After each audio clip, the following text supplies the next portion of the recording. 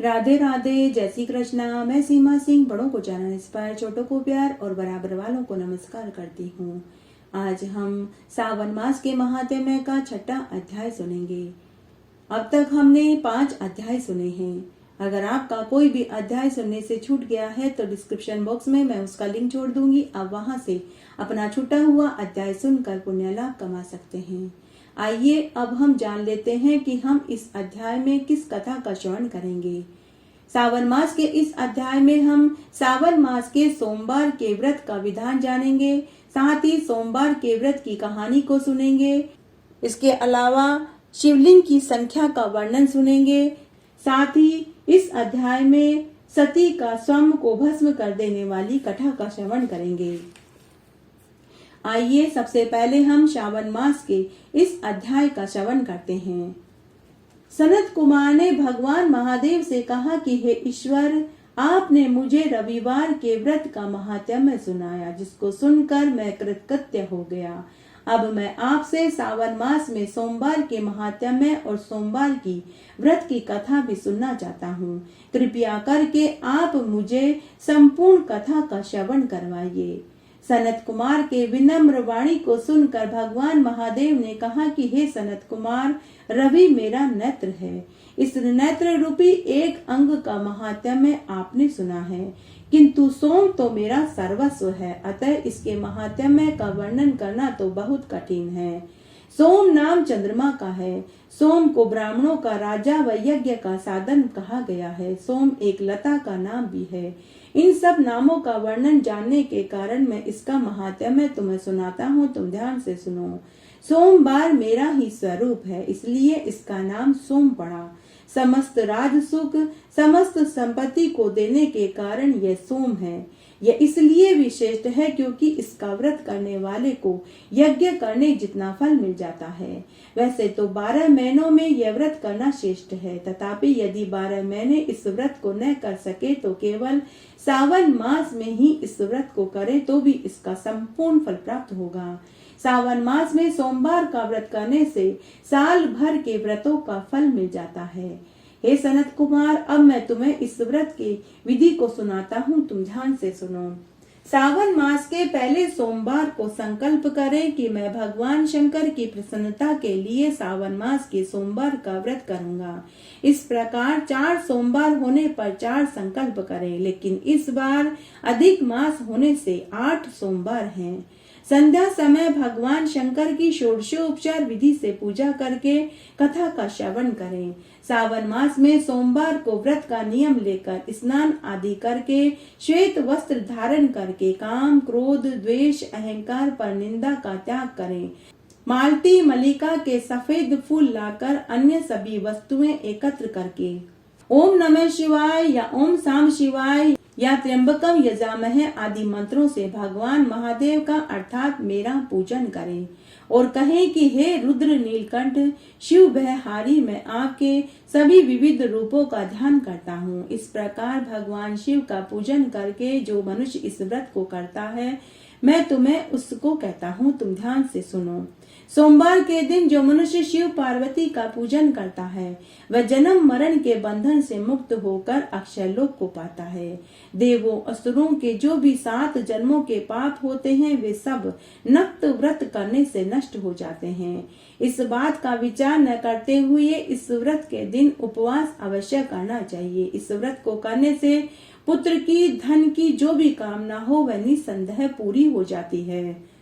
यह व्रत करने वाला मन वांछित फल को भोगता हुआ अंत में विमान में बैठकर शिवलोक में जाकर पूजित होता है। अतः शरीर, जीवन व धन को अस्थायी जानकर इस व्रत का पालन अवश्य करना चाहिए। धन ही सब कुछ है ऐसा विचार त्याग कर अपनी सामर्थ्य अनुसार शिव पार्वती की सोने की, बैल की, चांदी की मूर्ति बनावे। सुंदर सा लिंग तो भ्रत बनाकर उस पर कलश रखकर 2 श्वेत वस्त्रों से ढक दे। कलश के ऊपर तांबे और बांस का पात्र रखकर उस पर शिव पार्वती की मूर्ति स्थापित करे। फूलों का सुंदर मंडप बनाकर उस पर सुंदर वस्त्र का चंदोवा बांधे। रात में गीत संगीत भजन आदि का जागरण करें।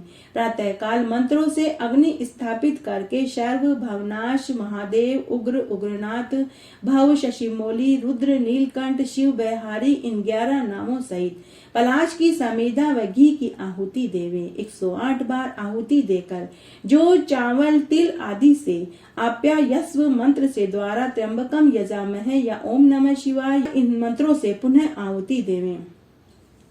तत्पश्चात पूर्णाहुति देकर आचार्य का पूजन करें व आचार्य को गो अथवा दक्षिणा देवें। श्रेष्ठ ब्राह्मणों को भोजन कराकर 11 बांस की 11 डलियां व दक्षिणा दे। तत्पश्चात प्रधान देवता को चढ़ी हुई सामग्री आचार्य को भेंट कर दें। इसके बाद व्रत पूर्ण होने की प्रार्थना करें कि भगवान इस व्रत से प्रसन्न हो। यह सब कुछ करने के बाद अपने इष्ट बंधुओं सहित बैठकर के भोजन करें। संपूर्ण विधि विधान से श्रद्धा पूर्वक यह व्रत करने से सभी इच्छाएं पूरी होकर अंत में मोक्ष की प्राप्ति करता है। यह व्रत सबसे पहले भगवान श्री कृष्ण ने किया था। इसके बाद कई शिव भक्तों और राजाओं ने यह व्रत किया। इस व्रत के महात्म्य को जो पढ़ेगा सुनेगा उसे भी व्रत करने का संपूर्ण फल प्राप्त होगा। आइए अब हम सावन सोमवार की एक पौराणिक कथा को सुनते हैं। एक बार एक गांव में ब्रह्मदत्त नाम का एक ब्राह्मण रहता था। उसकी पत्नी का स्वर्गवास हो चुका था। उसके एक मंद बुद्धि 20 साल का लड़का था। उसका लड़का बड़ा ही सीधा, सरल और ईमानदार था। दोनों बाप बेटे को दुनियादारी की चालाकी बिल्कुल नहीं आती थी। ब्रह्मदत्त ब्राह्मण हर सोमवार का व्रत रखता था और एक तांबे के पात्र में जल लेकर भगवान महादेव को जल सींचने जाता था। ब्रह्मदत्त ब्राह्मण ने भगवान महादेव से कभी कुछ नहीं मांगा, लेकिन जैसे जैसे ब्रह्मदत्त बुढ़ापे की ओर जा रहा था उसे अपने बेटे गोपाल की चिंता सताने लगी। एक दिन ब्रह्मदत्त ब्राह्मण ने अपने एक मित्र से अपनी परेशानी बताई तो उसके मित्र ने कहा कि अरे भाई, मेरी नजर में एक सुशील कन्या है, तुम कहो तो तुम्हारे बेटे की शादी की बात चलाऊं। तब ब्रह्मदत्त ने हामी भर दी। जल्द ही ब्रह्मदत्त ने अपने बेटे गोपाल की शादी करवा दी। नई बहू का नाम राधा था। राधा गरीब घर से थी, लेकिन बड़े ही सुसंस्कार वाली थी। आते ही उसने घर संभाल लिया। एक दिन ब्रह्मदत्त ने अपने बेटे गोपाल की बहू राधा को घर की चाबी और तिजोरी की चाबी सौंप दी। ब्रह्मदत्त ब्राह्मण ने अपने बेटे की बहू से कहा कि बेटी, अब तुम्हें ही घर चलाना है। मेरा बेटा गोपाल मंद बुद्धि जरूर है, लेकिन मन का बड़ा ही सीधा, सरल और ईमानदार है। तुम इससे जैसा कहोगी यह वैसा ही करेगा। मेरे पास कोई जमा पूंजी नहीं है। यह एक रामझारा है जिससे मैं रोज भगवान महादेव को जल से अभिषेक करता हूँ। आज से तुम भी इस रामझारे से रोज भगवान महादेव को जल चढ़ाने के लिए जाया करो। बहू, यह रामझारा मुझे भगवान महादेव ने दिया था। इस रामझारे से तुम जो भी चीज मांगोगी वही चीज आ जाएगी। अब इस घर की लाज तुम्हारे ही हाथों में है।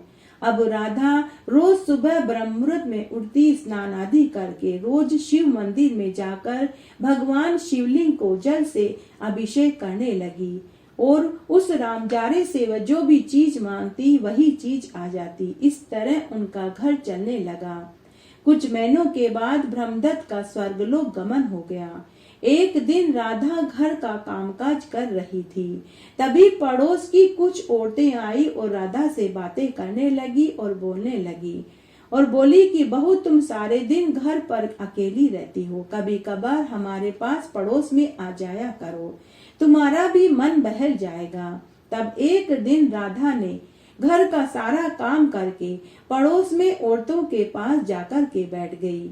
बातों ही बातों में पड़ोस की औरतों ने राधा से पूछा कि अरे बहू, तुम्हारा घर खर्च कैसे चलता है? तुम्हारा आदमी तो कमाता ही नहीं है।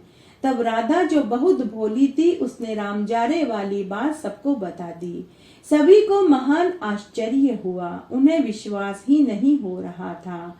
उन औरतों में से एक औरत बड़ी ही चालाक थी। उसे यह बात हजम नहीं हुई। उसने इसकी शिकायत राजा से जाकर के कर दी और कहा कि हे महाराज, हमारे ही गांव में एक ब्राह्मण परिवार है। उनके पास एक ऐसा रामझारा है जिससे वो जो भी चीज मांगते हैं वो बनकर के आ जाती है। वह रामझारा तो आपके महल में होना चाहिए। यह सुनते ही राजा ने अपने सैनिकों को भेजकर राधा व गोपाल व रामझारे को लेकर राजा के दरबार में आए। राजा ने उन दोनों से कहा कि यह रामझारा आज से राजकोष में रहेगा। राधा और गोपाल बेचारे कुछ नहीं बोले, वे चुपचाप घर आ गए। उस रात राधा और गोपाल भूखे ही सो गए। उस दिन सावन मास के सोमवार का व्रत था। उस दिन राधा का व्रत था। उसी रात्रि को भगवान महादेव ने राजा को स्वप्न में जाकर के कहा कि हे राजन, तुमने जो रामझारा लिया है उसे कल ही वापस लौटा दो। वह रामझारा मैंने ही गोपाल के पिता को दिया था, क्योंकि गोपाल के पिता ने पूरे जीवन भर मेरी सेवा करी, पूजा करी और रोज जल से मेरे अभिषेक करा। अगर तुमने उनको वह रामझारा वापस नहीं दिया तो मैं तेरा राज्य, तेरा वैभव, तेरा सम्मान सब नष्ट कर दूंगा। दूसरे दिन राजा ने अपने स्वप्न वाली बात दरबार में सुनाई। तब उनमें से एक समझदार मंत्री था। उसने कहा कि हे महाराज, आप उनका वह रामझारा उन्हें वापस लौटा दीजिए, क्योंकि भगवान महादेव ने ब्राह्मण ब्रह्मदत्त के सत्य के प्रताप से उन्हें वह रामझारा दिया था। तभी राजा ने रथ भेजकर राधा और गोपाल को बुलाया और आदर के साथ उन्हें महल में बैठाया और उन्हें उनका रामझारा और साथ ही खूब सारे गहने, कपड़े और रुपए और मिठाइयां उपहार में दिया और उन दोनों को अपने महल में रसोइये का काम दे दिया और उस पड़ोसन को दंड दिया। इस तरह ब्रह्मदत्त ब्राह्मण के सोमवार का व्रत करने और महादेव जी का पूजन करने और जीवन भर शिवलिंग पर जल अभिषेक करने के व्रत का फल मिला। घटती हो तो पूरी हो तो परवान चढ़े, भूले बिसरे नाम तेरे भंडार में भरे। सभी ऋषि मुनि सूत जी से पूछने लगे कि हे सूत जी, अब आप हमें कृपा करके यह बताइए कि शिव जी के पार्थिव लिंग की कुल कितनी संख्या होनी चाहिए। तब सूत जी बोले कि हे ऋषियों, पार्थिव लिंगों की संख्या कामना के अनुसार बताई गई है। विद्यार्थी पुरुष को प्रीति पूर्वक सहस्त्र पार्थिव शिव का पूजन करे। ऐसा करने से उनके सभी मनोरथ पूरे होते हैं। धन के इच्छुक व्यक्ति को 500 और पुत्र के इच्छुक व्यक्ति को 1500 और वस्त्र को चाहने वाले को 500 पार्थिव लिंग बनाने चाहिए। मोक्ष के इच्छुक व्यक्ति को 1 करोड़, भूमि के इच्छुक व्यक्ति को 1 सहस्त्र, दया के इच्छुक व्यक्ति को 3 सहस्त्र, तीर्थ की कामना करने वाले को 2 सहस्त्र तथा इसी प्रकार जिसकी जैसी कामना हो उसको उसी अनुसार उसी संख्या में पार्थिव लिंग बनाकर के पूजा करनी चाहिए। पार्थिव की पूजा करोड़ों यज्ञ का फल देती है। कामार्थी मनुष्य को भक्ति और मुक्ति देती है, परंतु जिसका समय बिना लिंग और पूजा के व्यतीत होता है वह दुरात्मा में, वह नरक का भागी होता है।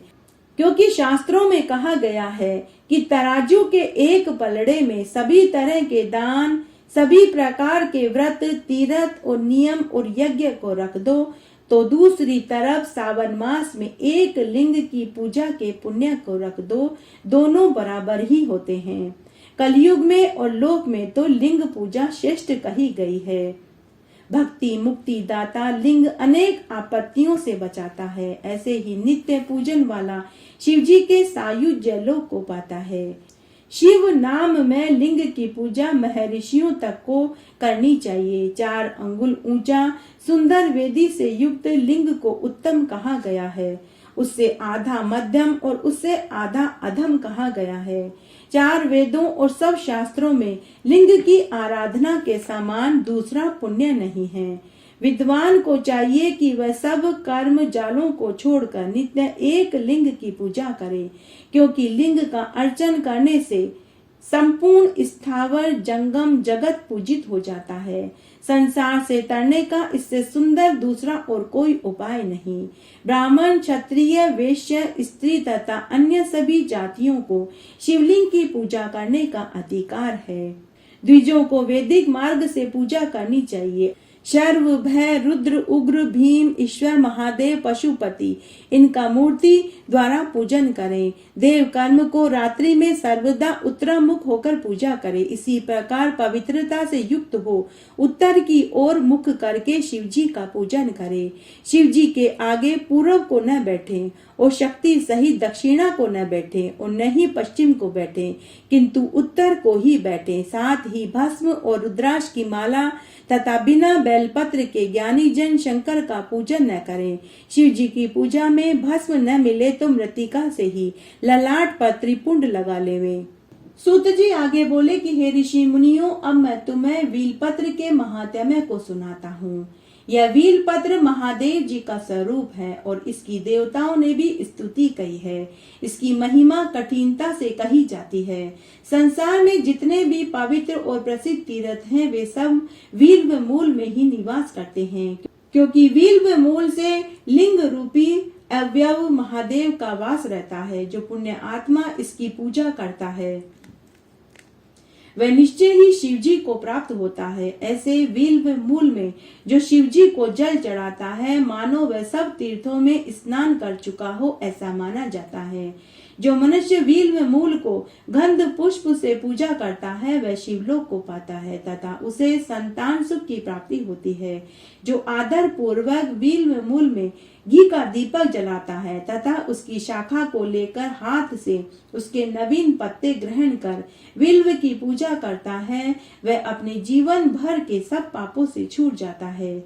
जो विल्व मूल में किसी शिव भक्त को भक्ति पूर्वक बिठाकर के भोजन कराता है, उसे एक के भोजन कराने का करोड़ गुना फल मिलता है। जो विल्व मूल में दूध, घी सहित अन्न किसी शिव भक्त को देता है, वह कभी दरिद्र नहीं होता, उसे कभी भी रुपये पैसे की कमी महसूस नहीं होती। इस प्रकार का विल्व पूजन प्रवृत्ति और निवृत्ति दोनों धर्म को देने के लिए उत्तम है। आइए इस अध्याय में हम सती का स्वयं को भस्म कर देने वाली कथा का श्रवण करते हैं। महेश्वर शिव अपनी आदि शक्ति भगवती सती के साथ कैलाश पर आनंद पूर्वक विहार कर रहे थे। उस दिव्य दंपति के नैसर्गिक प्रेम को देखकर शिवगण आनंद से झूम उठे। प्रकृति भी अपनी कुसुमती वनों एवं निर्मल सरोवरों के रूप में पलक पावड़े बिछाए उमा महेश्वर का स्वागत करने लगी। इस तरह विश्वेश्वर भूतनाथ शिव को भगवती सती के साथ सा आनंद रहते हुए बहुत सा समय व्यतीत हो गया। तब एक बार की बात है, भगवान रुद्र सती के साथ दंडकारण्य वन से होकर गुजर रहे थे। वहां उन्होंने लक्ष्मण सहित भगवान राम को देखा, जो रावण द्वारा छल पूर्वक हरण की गई अपनी प्यारी पत्नी सीता को ढूंढते हुए वन वन भटक रहे थे। विरह में व्याकुल श्री राम उच्च स्वर में हे सीते पुकारते हुए विलाप कर रहे थे। उस समय महादेव ने बड़ी श्रद्धा से नतमस्तक होकर जय सच्चिदानंद कहकर उन्हें प्रणाम किया। परमेश्वर शिव की यह लीला देखकर सती को बड़ा आश्चर्य हुआ। उन्होंने भगवान शंकर से पूछा कि हे प्रभु, भक्त के समान इतना विनम्र होकर आप इन दोनों राजकुमारों को क्यों प्रणाम कर रहे थे? महेश्वर ने कहा कि हे देवी, ये दोनों साधारण राजकुमार नहीं हैं। इनका उदय सूर्य वंश के महाप्रतापी राजा दशरथ के यहाँ हुआ है। ये दोनों साक्षात भगवान विष्णु और शेष हैं, जो श्री राम और लक्ष्मण के रूप में षष्ठी के कल्याण के लिए इन्होंने नर लीला कर रहे हैं। परंतु शिव की माया से मोहित सती के मन में उनकी बात पर विश्वास नहीं हुआ। भगवान शिव ने कहा कि प्रिय, यदि तुम्हें मेरी बात पर विश्वास नहीं है तो स्वयं वहां जाकर अपने विवेक से श्री राम की परीक्षा ले लो। मैं इस वट वृक्ष के नीचे बैठकर तुम्हारी प्रतीक्षा करता हूँ। सती मोहवश सीता का रूप बनाकर श्री राम की परीक्षा लेने के लिए पहुंच गई। रघुकुल नंदन श्री राम सब कुछ जान गए। उन्होंने सती को प्रणाम किया और मुस्कुराते हुए बोले कि हे देवी, आप अकेली इस वन में क्यों आई हैं? भगवान महादेव कहाँ हैं और आपने यह नया रूप क्यों धारण किया है? यह सुनकर सती को लज्जा आ गई और भगवान शंकर के पास वापस लौट आई। महादेव जी ने पूछा कि हे देवी, तुमने भगवान श्री राम की परीक्षा किस प्रकार ली? सती ने उत्तर दिया कि हे प्रभु, मैंने उनकी कोई परीक्षा नहीं ली, आपकी ही तरह प्रणाम करके लौट आई हूँ। अंतर्यामी महादेव ने ध्यान लगाकर सती के सारे चरित्र को जान लिया और वे मन ही मन सती से विरक्त हो गए। तब एक बार दक्ष ने बहुत बड़े यज्ञ का आयोजन किया। देवताओं को उत्साह पूर्वक यज्ञ में जाते हुए देखकर सती ने भगवान शंकर से पूछा कि हे प्रभु, ये देवता गण रथ में बैठकर अपनी अपनी पत्नियों के साथ कहाँ जा रहे हैं? तब भगवान महादेव ने कहा कि हे देवी, तुम्हारे पिता दक्ष ने विशाल यज्ञ का आयोजन किया है। ये सभी देवता गण उसी यज्ञ के आयोजन में सम्मिलित होने के लिए जा रहे हैं। हे देवी, तुम्हारे पिता ने हमें यज्ञ में नहीं बुलाया है। जो लोग बिना बुलाए जाते हैं वे अपमान के भागी होते हैं, इसलिए हम दोनों को भी वहां नहीं जाना चाहिए। भगवान शंकर के बार बार मना करने पर भी जब सती नहीं मानी, तब महेश्वर ने उन्हें अपने 60,000 गणों के साथ दक्ष के यज्ञ में भेज दिया। यज्ञ में भगवान शिव का भाग न देखकर सती क्रोधित हो गई और उन्होंने अपने शरीर को वहीं योग अग्नि द्वारा जलाकर भस्म कर दिया।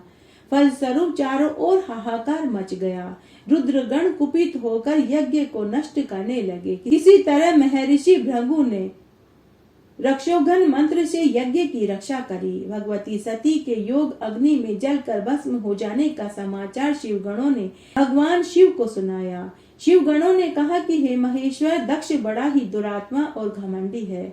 उसने वहां पहुंचने पर देवी सती का अपमान किया। उस दुष्ट ने यज्ञ में आपका भाग भी नहीं दिया। हे प्रभु, यज्ञ में आपका भाग न देखकर सती क्रोधित हो गई और पिता दक्ष की निंदा करते हुए योग अग्नि में अपने शरीर को जलाकर भस्म कर डाला। हम लोग दक्ष पर कुपित होकर यज्ञ को नष्ट भ्रष्ट करने लगे, परंतु भृगु के मंत्र बल का हम सामना नहीं कर पाए। हे महाप्रभु, दक्ष तथा उसके सहयोगियों ने घमंड से चूर होकर आपका अपमान किया। अब आपकी जैसी इच्छा हो आप वैसा ही करें। इसके आगे की कथा हम अगले अध्याय में सुनेंगे। आइए सावन मास के इस अध्याय में हम भस्मासुर वाली एक पौराणिक कहानी सुनते हैं। एक बार एक शक्तिशाली असुर ने भगवान महादेव को प्रसन्न करने के लिए सैकड़ों वर्ष तक कठोर तपस्या करने लगा।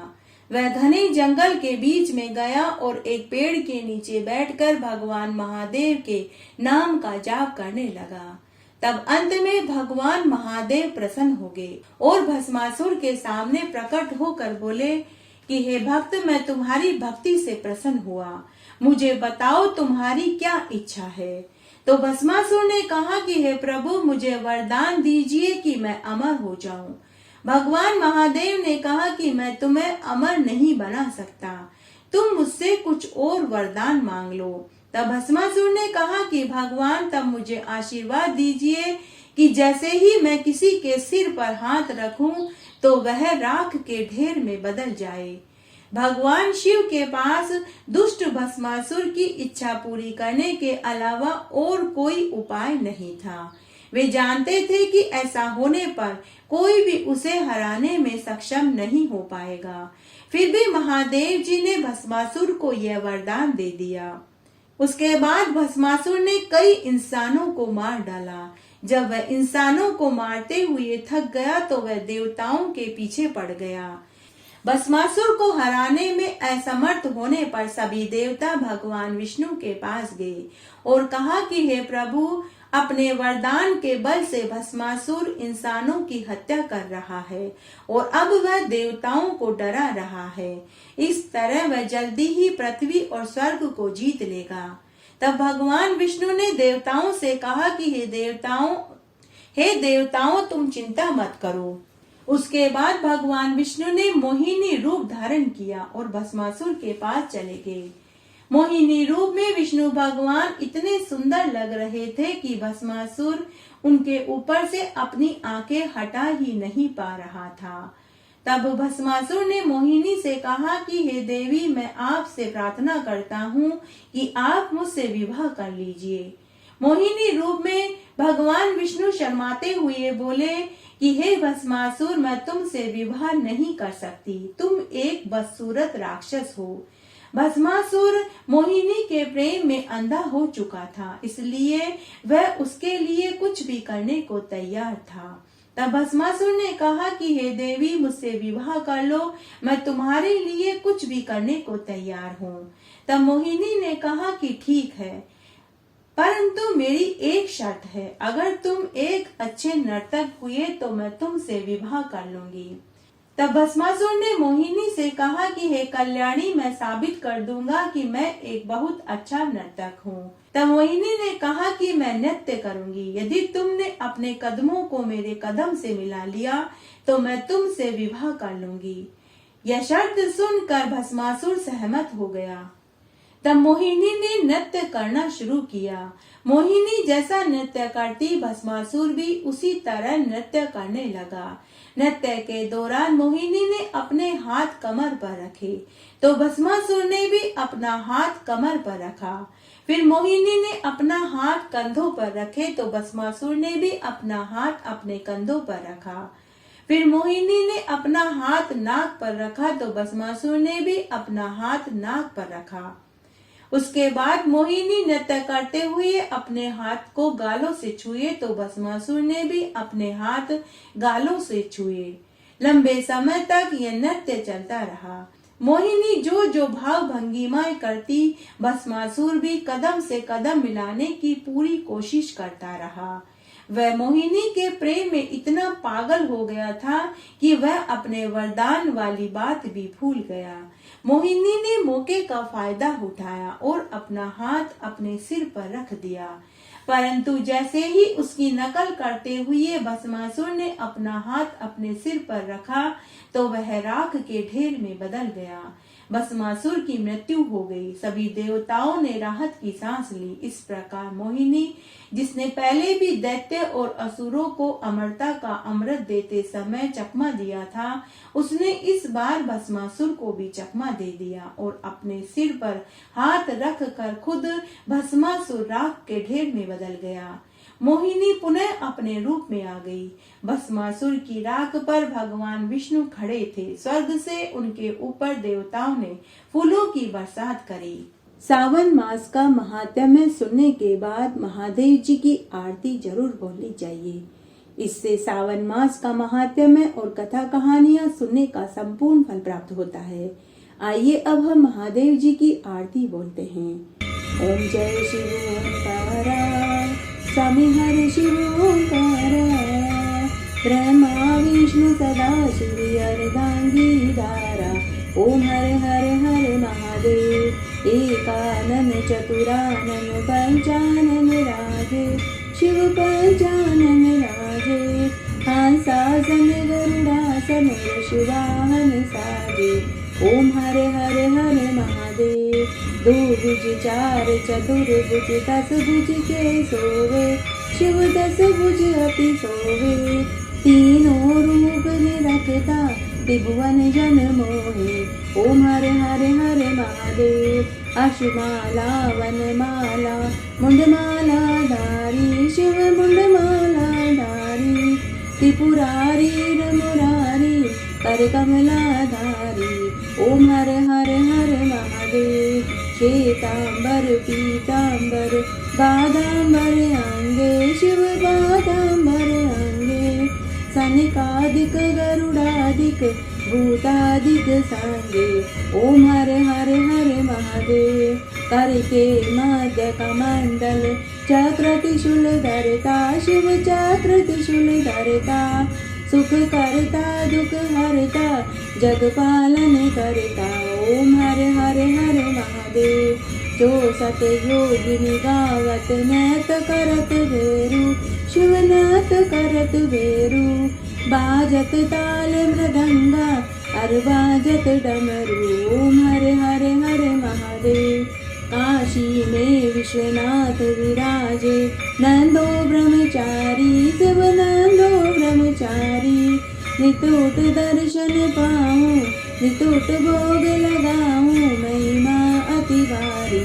ओम हरे हरे हरे महादेव, लक्ष्मी वर सावित्री पार्वती संगे, शिव पार्वती संगे, अर्धांगी गायत्री सिर सोहे गंगे। ओम हरे हरे हरे महादेव। ब्रह्मा विष्णु सदा शिव जानत अविवेका, शिव जानत अविवेका। प्रणवाक्षर में शोभित ये तीनों एका। ओम हरे हरे हरे महादेव। त्रिगुण सौमिच की आरती जो कोई जन गावे, शिव जो कोई जन गावे। कहत शिवानंद स्वामी मन वांछित फल पावे। ओम हरे हरे हरे महादेव। जहो महादेव जी की जय, जहो गोरा पार्वती की जय, जहो कार्तिकेय भगवान की जय, जहो गणेश जी भगवान की जय, जहो कोटि देवी देवताओं की जय। इस तरह आज हमने सावन मास का छठा अध्याय सुना। आशा करती हूँ यह आपको जरूर पसंद आएगा। मेरे साथ बने रहने के लिए आपका धन्यवाद। आगे आने वाली कथा कहानियों के लिए भी आप इसी तरह मेरे साथ बने रहें। धन्यवाद।